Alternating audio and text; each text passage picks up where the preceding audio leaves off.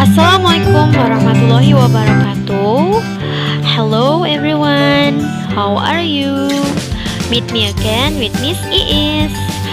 Okay, I hope you guys are in a good condition and happy to watch this video. Nah, in this video, we are going to learn about how to create English habits. Wow, sounds interesting, right? If you want to reach a goal and you need to make a drastic change to accomplish it, it will be hard to achieve. So what can you do? You can make it your goal a habit, make it a routine, and make it a part of your everyday life. So in this video, we're going to learn this study of English habits. Jadi apa maksudnya di sini? Yaitu jika kalian itu ya ingin mencapai suatu tujuan, pasti kalian perlu perubahan drastis kan untuk mencapainya. Dan ini pasti sulit. Nah, untuk bisa menanganin ini atau menghandle ini, kita bisa menjadikan tujuan tadi itu menjadi suatu kebiasaan. Terus dijadikan sebuah rutinitas dan menjadi bagian darinya dari kehidupan sehari-hari kita.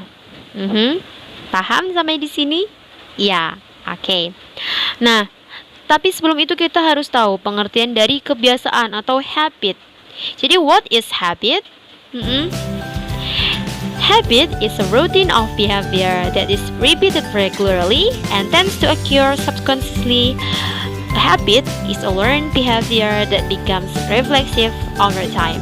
The behavior is often triggered by a certain context. Jadi intinya di sini kebiasaan adalah rutinitas perilaku yang berulang secara teratur dan cenderung terjadi secara berulang-ulang. Jadi maksudnya di situ kebiasaan itu adalah rutinitas kita setiap hari kayak gitu dan terus berlangsung setiap saat terus berlangsung. Nah, itu namanya habit atau kebiasaan. Ya. Next.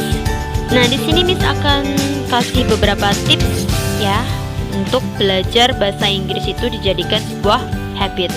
Tips to make English studying a habit. Nah, di sini Miss akan kasih 6 tips. Yang pertama yaitu get an accountability partner.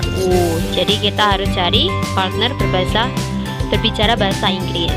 And then plan your realistic goals and studying schedules.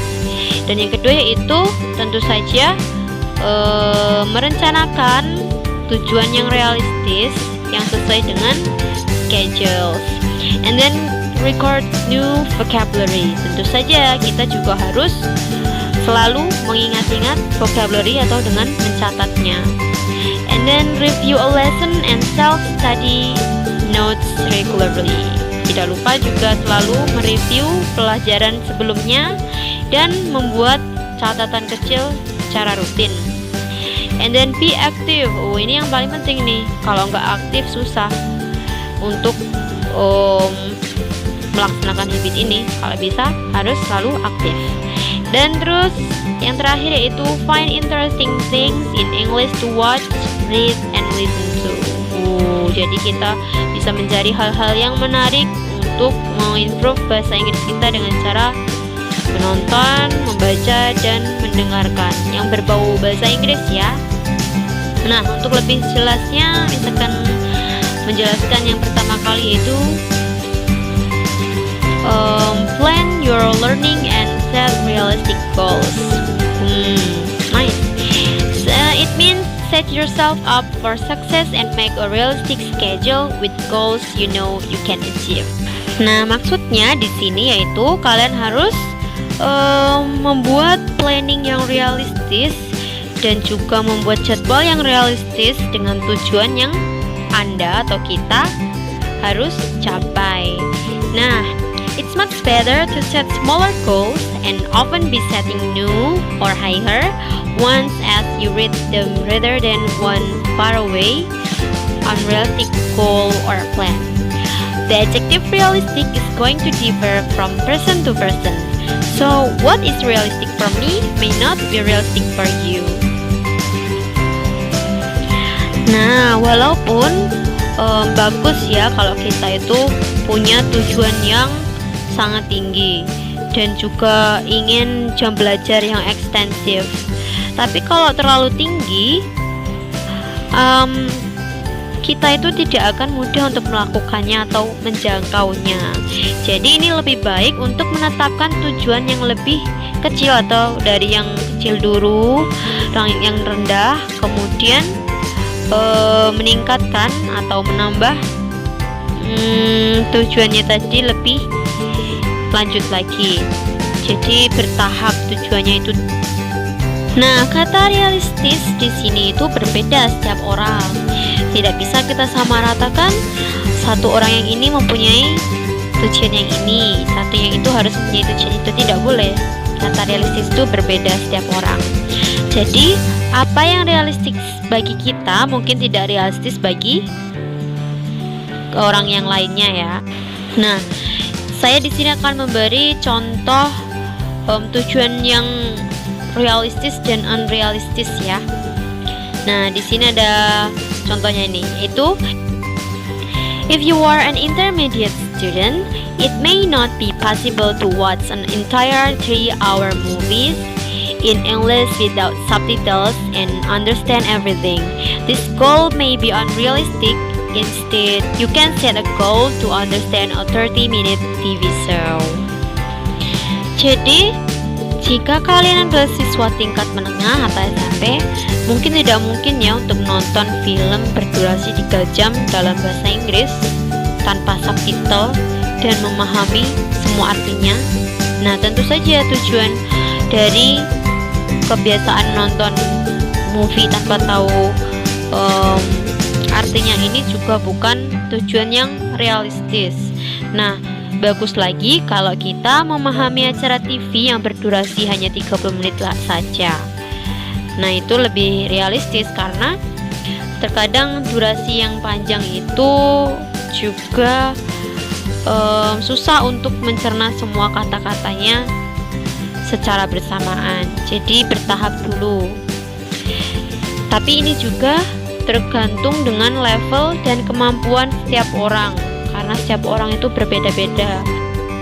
Kemudian tips yang kedua yaitu get an accountability partner. You should connect with someone learning English and help motivate each other. Jadi di sini maksudnya kalian itu harus mencari partner berbahasa Inggris dan saling memotivasi satu sama lain.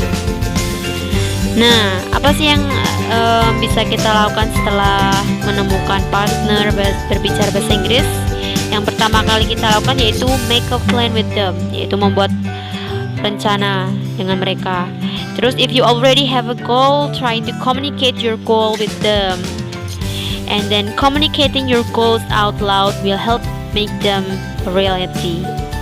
And then check in on each other to make sure you are both sticking to plans. And then staying focused on your goals. Nah, dapat kita ketahui ya dari keseluruhan ini, jika kita mempunyai partner berbahasa Inggris, tentu saja ini mempermudah kita untuk mencapai tujuan kita. Dan juga jangan lupa untuk selalu fokus kepada tujuan yang telah kita tentukan. Next, tips yang ketiga yaitu record new vocabulary. When studying a language, it's essential to keep vocabulary notes from lesson. Nah, setiap kita belajar bahasa, ini bagus buat kita untuk selalu membuat catatan dari setiap pelajaran yang telah kita pelajari tadi. It's a good idea to organize vocabulary by topic. Experiment with different ways of recording vocabulary.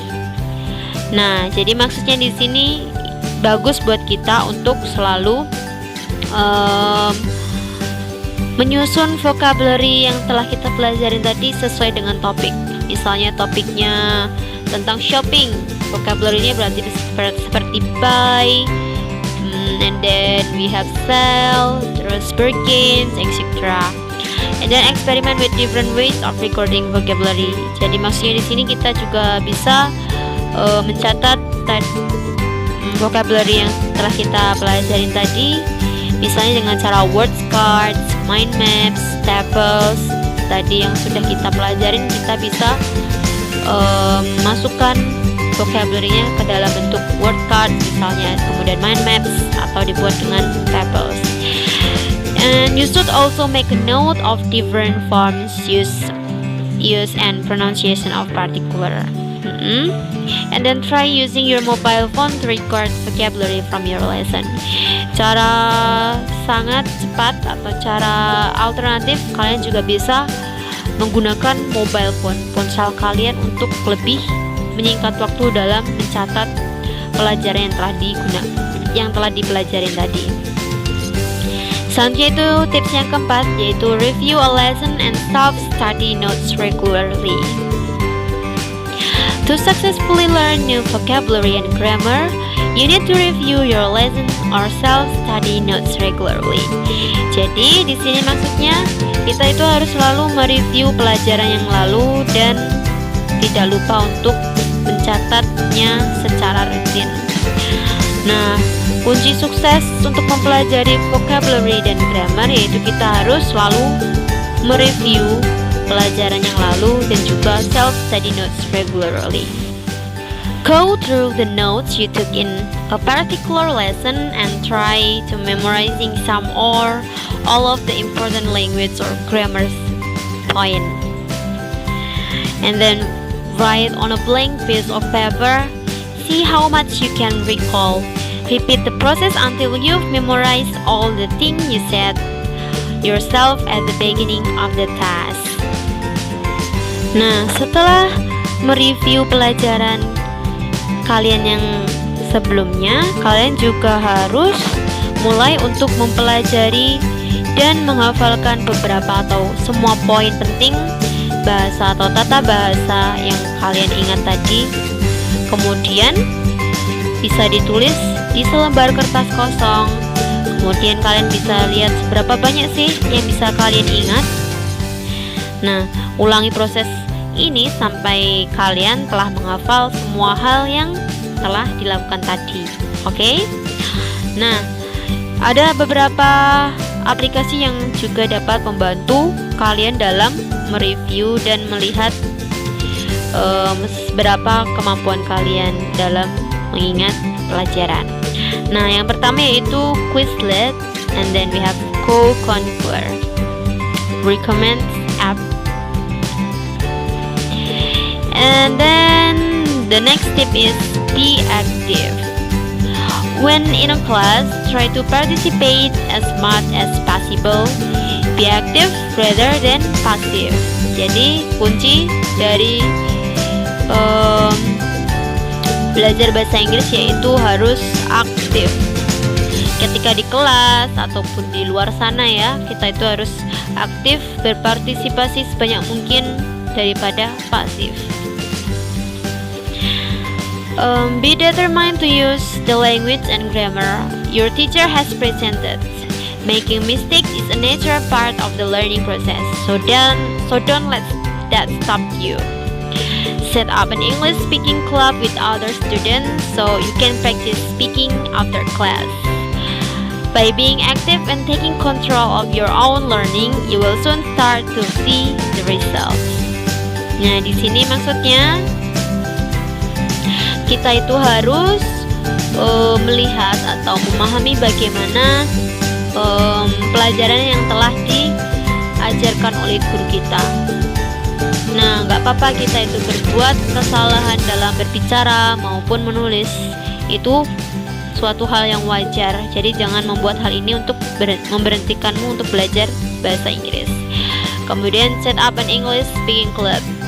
Jadi ini juga bisa kalian untuk meningkatkan kebiasaan berbicara bahasa Inggris dengan cara membuat klub berbicara bahasa Inggris dengan siswa yang lainnya. Tentu saja dengan aktif dan belajar dengan cara kalian ini pasti akan membuahkan hasil yang memuaskan.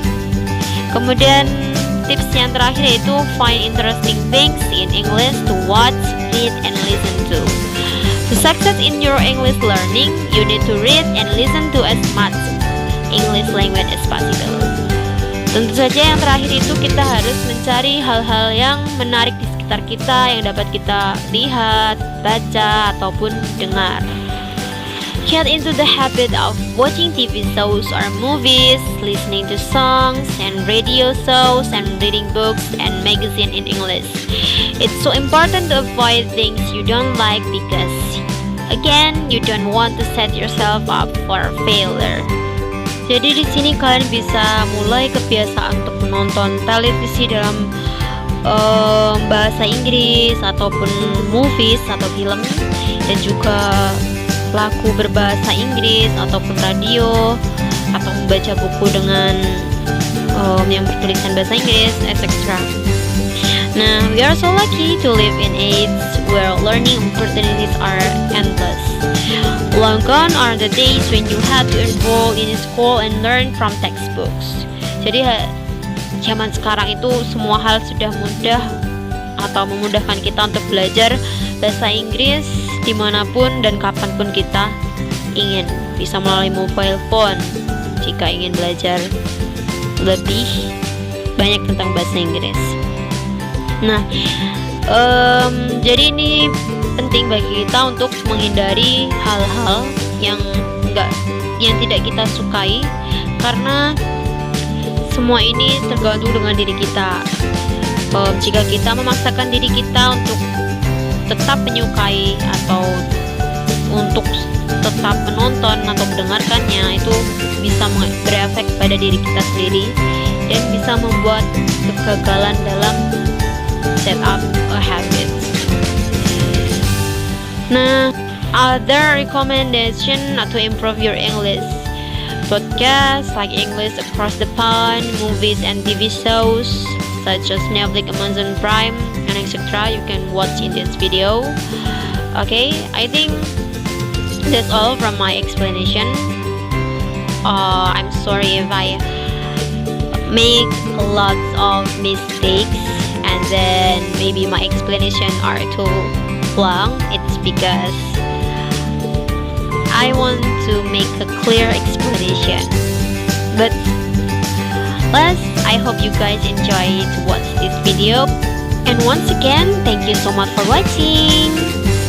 Wassalamualaikum warahmatullahi wabarakatuh. Bye bye.